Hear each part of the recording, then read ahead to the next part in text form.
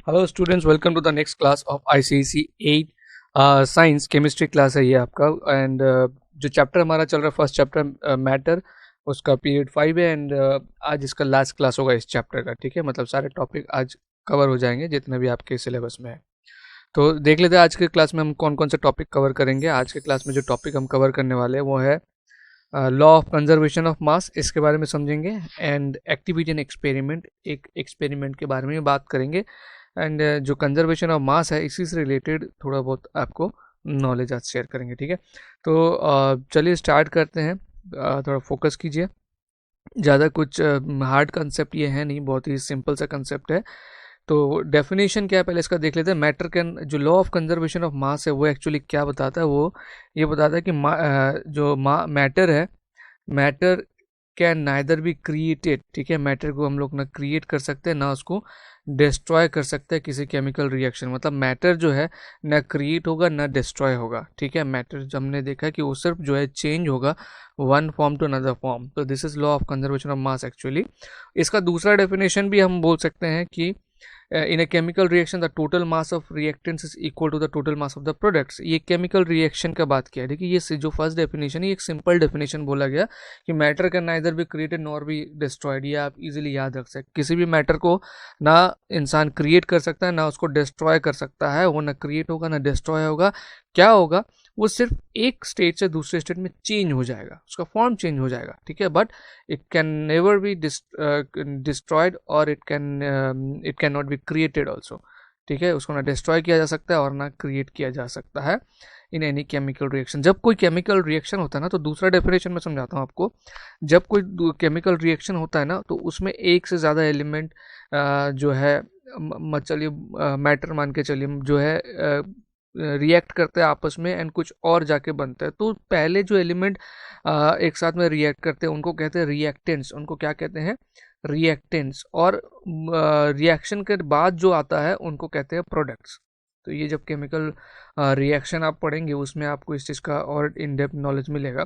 तो यही कहना चाह रहे हैं कि लॉ ऑफ कंजर्वेशन ऑफ मास में जो रिएक्टेंट्स का टोटल मास होता है, ठीक है, वो रिएक्शन होने के बाद जो प्रोडक्ट्स रहेगा उनका जो टोटल मास होगा वो भी सेम रहेगा। दैट मीन्स ये क्या बताता है कि जो मास हुआ, जो ना क्रिएट हुआ ना डिस्ट्रॉय हुआ। क्यों, कैसे पता चल रहा है कि टोटल मास रिएक्शन होने से भी पहले था। The total mass of the reactants, ठीक है, जिसको रिएक्शन करवाना है, और रिएक्शन होने के बाद जो प्रोडक्ट्स, जो भी चीज़ बन के आया है सामने, उसका भी मास सेम रहता है। तो इसी चीज़ को हम लोग बोलते हैं लॉ ऑफ कंजर्वेशन ऑफ मास, क्योंकि मास जो है वो चेंज नहीं होगा। ठीक है, so the theory of law of conservation of mass is proposed by Antoine Lavoisier। इन्होंने जो है theory of law of conservation of मास को बताया था। इन्होंने इसको प्रूव करके दिखाया था इनफैक्ट कि जो मास है, जो मैटर है, उसको हम लोग ना क्रिएट कर सकते हैं ना डिस्ट्रॉय कर सकते हैं। दैट मीन जो टोटल मास होता है मैटर का, वो रिएक्शन से पहले जितना रहता है वो रिएक्शन के बाद भी उतना ही रहता है। तो यही सिंपल सा चीज़ है law of conservation of mass, nothing. इसमें कोई और चीज़ नहीं है। ठीक है, तो यही है लॉ ऑफ कंजर्वेशन ऑफ मास। तो इसको प्रूव करने के लिए एक्सपेरिमेंट जो किया गया था उसको मैं आपको समझाता हूँ कैसे वो एक्सपेरिमेंट हुआ था। ठीक है, तो पहले तो देख लेते वो एक्सपेरिमेंट करने के लिए चीज़ें क्या क्या चाहिए।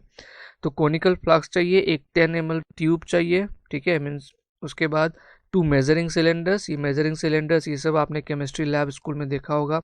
सिलेंडर टाइप होता है जिसमें मार्क्ड हो रहता है, जिससे लिक्विड को मेजर करके लिया जाता है। थ्रेड चाहिए, कॉर्क, ठीक है, वेइंग बैलेंस जिससे हम लोग वेट को नापेंगे, एंड बेरियम क्लोराइड। ठीक है, बेरियम क्लोराइड का एक फॉर्मूला है BaCl2।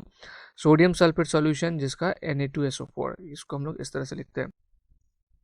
तो ये है हमारा कॉनिकल फ्लास्क। ठीक है, ये क्या है जो कॉनिकल फ्लास्क है, ये कॉनिकल फ्लास्क, इसमें हमने एक लिक्विड लिया हुआ है, ब्लू कलर का आपको दिख रहा है। ये क्या है, ये है sodium sulphate solution. Sodium sulphate solution जिसको हम लोग Na2SO4 इस तरह से लिखेंगे। ठीक है, तो सोडियम सल्फेट सॉल्यूशन हमने ले लिया। उसके बाद take 5 ml of sodium sulphate solution in measuring cylinder and pour into a conical flask. Measuring cylinder में मेजर करके हमने इसमें इसको डाल दिया। ठीक है, जो सोडियम सल्फेट सॉल्यूशन है। Now take a 5 ml of barium chloride solution in another measuring cylinder. एक और जो हमने टू मेजरिंग सिलेंडर में टू डिफरेंट लिक्विड को हम मेजर करेंगे, ठीक है।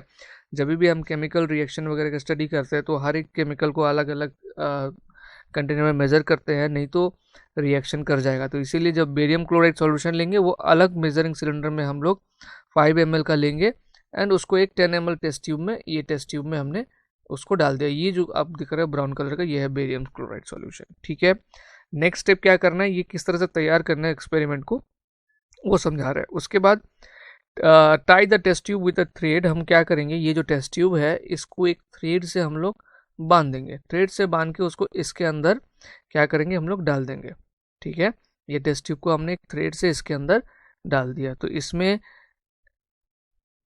ये जो है हमारा क्या है, ये थ्रेड है और ये टेस्ट ट्यूब है एंड टेस्ट ट्यूब के अंदर ये जो आप दिख रहे हैं ये क्या है, बेरियम क्लोराइड। क्या है ये, बेरियम क्लोराइड BaCl2, BaCl2, ठीक है। यहाँ तक समझ में आया क्या क्या चीज़ें हमने लिया। उसके बाद ये इसको फॉर्म रखने के लिए एंड इसको एक कवर करने के लिए हम एक कॉर्क का इस्तेमाल करेंगे, ठीक है। इस कॉर्क से इसको हमने ढक दिया। तो एक तरह का ये जो हमारा एक्सपेरिमेंट करने के लिए जो चीज़ें हैं वो तैयार हो गया। अभी इसके बाद क्या क्या करेंगे उसका स्टेप भी मैं आपको बताऊंगा। इसके बाद हम इसको मेज़र करेंगे एक्चुअली, ठीक है। ये जितना भी हमने बनाया है इसको पूरे का पूरे विथ एपरेटस एंड सॉल्यूशन जो भी है पूरे को हम मेज़र करेंगे एंड मेज़र करके उसमें कितना रीडिंग आ रहा है वेइंग बैलेंस में, ठीक है, वो पूरा नोट कर लेंगे, ठीक है। हमने किस तरह से अरेंज किया, सजाया एंड ये तो मैं आपको एक डायग्रामेटिक वे में एनिमेशन से दिखा रहा हूँ। सेम चीज़ जब आप स्कूल में अगर कराते हैं, आपको स्कूल में जब करेंगे इन प्रेजेंस ऑफ टीचर, तब आपको समझ में आएगा कि एक्चुअली क्या हो रहा है। तो यहाँ पर हम लोग दो अलग अलग चीज़ें लिए हैं सब्सटेंस, ये ध्यान रखना। एक लिया हमने सोडियम सल्फेट और एक लिया बेरियम क्लोराइड। अभी इस तरह से इसको सजाया हुआ है कि ये जो है रिएक्शन नहीं हो पा रहा है। क्यों नहीं हो पा रहा है, जब तक ये एक दूसरे से मिक्स नहीं होगा तब तक रिएक्शन नहीं होगा। हमने जैसे भी रेडी किया है, रेडी करके हम ये देखना चाहिए जो कंजर्वेशन ऑफ मास है वो हम प्रूव करना चाहते हैं। तो कंजर्वेशन ऑफ मास के लिए हमको क्या चाहिए होगा, रिएक्शन से पहले का वेट। तो इसीलिए रिएक्शन कराने से पहले इस पूरे एपरेटस का, इस पूरे अरेंजमेंट का हम वेट कर लेंगे वेइंग बैलेंस में, ठीक है। वेइंग बैलेंस में इसका वेट करने के बाद हम इसको जैसे अभी दिखाया मैंने थोड़ा सा शेक करेंगे। शेक करने का क्या रीज़न है, हम इस सोल्यूशन को किस तरह से इसमें गिराएंगे, ठीक है, इसमें गिराए ताकि केमिकल रिएक्शन हो। Now tilt and twist the flask so the barium chloride mixes with the sodium sulphate solution. तो हम ये इसलिए करेंगे ताकि जो बेरियम क्लोराइड है निकल के इसके साथ एक केमिकल रिएक्शन करे, ठीक है। तो इसका जब केमिकल रिएक्शन हो जाएगा, जब मिक्स हो जाएंगे दोनों, ठीक है, तब आपको क्या मिलेगा, आपको एक white insoluble solid precipitate of barium sulphate is formed. ये मिलेगा white insoluble solid of barium sulphate, ठीक है, along with sodium chloride solution. ये दो प्रोडक्ट आपको मिलेंगे। रिएक्टेंट्स ये थे sodium sulphate solution and barium chloride, and product इसमें क्या क्या आ रहे हैं, प्रोडक्ट आ रहे हैं इसमें देखिए बेरियम सल्फेट, ठीक है। देखिए बेरियम क्लोराइड था वो बेरियम सल्फेट हो गया और सोडियम क्लोराइड सॉल्यूशन बनेगा, ठीक है। ये प्रेसिपिटेट होगा और ये एक्वस होगा। Now wait for 10 minutes to complete the reaction. उसके बाद थोड़ा वेट कर जाएंगे 10 मिनट तक रिएक्शन पूरी कंप्लीट होके स्टॉप हो जाए, ठीक है। और जो सॉलिड इसमें फॉर्म होगा उसको नीचे बैठने देंगे। दो चीज़ बनेगा, ठीक है, एक प्रेसिपिटेट बनेगा एंड एक एक्वस। तो ये ऑब्जर्वेशन करने के बाद जो हमारे पास जो प्रोडक्ट बन के आएगा, ये रिएक्शन एक्सपेरिमेंट करने के बाद हम वो टोटल को फिर क्या करेंगे, मेज़र करेंगे। रिएक्शन करने के बाद, पहले हमने रिएक्शन करने से पहले मेज़र किया, फिर रिएक्शन करने के बाद दोबारा मेज़र करेंगे उसको पूरे को। तो हम लोग ये पाएंगे कि रिएक्शन करने से पहले जो इसका वेट था, इसका वेट रिएक्शन करने से पहले जो था, रिएक्शन के बाद भी वही वेट होगा। सिर्फ डिफरेंस क्या होगा, रिएक्शन से पहले ये सोडियम सल्फेट था, ये बेरियम क्लोराइड था, लेकिन रिएक्शन होने के बाद ये क्या हो जाता है, ये बन जाता है barium sulphate and sodium chloride. मतलब चीज़ें दो डिफरेंट हो जा रही है, वन स्टेट से दूसरे स्टेट में चेंज हो रहा है, लेकिन जो टोटल मास है वो चेंज नहीं हो रहा है। इसी एक्सपेरिमेंट से इसको प्रूव किया जा सकता है। देखिए जो ऑब्जर्वेशन रहेगा वो रहेगा total mass of apparatus plus reactants, ये before reaction is equal to total mass of apparatus plus products, ये आफ्टर रिएक्शन। तो hence the law of conservation is verified, ठीक है। तो अगर आपको कोई एक्सपेरिमेंट एक्सप्लेन करने के लिए कहा जाए to verify the law of conservation of mass, आपको ये वाला एक्सपेरिमेंट केयरफुली अच्छे से विथ लेवल डायग्राम बताना पड़ेगा, ठीक है। तो it is clear from the experiment that there is no change in the mass. जो मास है, हम बताना चाह रहे हैं कि मास जो है ना घटता है ना बढ़ता है, तो यही हमने देखा रिएक्शन से पहले रिएक्शन से पहले जो मास था, रिएक्शन के बाद भी सेम मास है। तो it is clear from the experiment that there is no change in the mass before and after reaction, but the substance undergo physical and chemical changes. जो सब्सटेंस हमने डाला था उनमें ज़रूर फिजिकल एंड केमिकल चेंजेस आ गया, but there is no change, there is not explain that there is not change in the, no change होगा actually, no change in the mass before and after the reaction, ठीक है। Clear हुआ experiment. इसी तरह से step by जैसे मैंने आपको दिखाया है उस तरह से आपको भी आंसर में लिखना है। जब स्टेप बाय आंसर को प्रेजेंट करेंगे तो अच्छा मार्क्स मिलता है।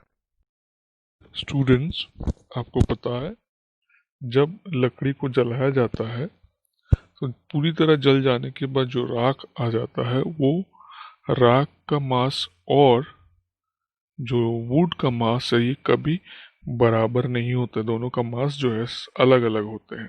ऐसा क्यों होता है?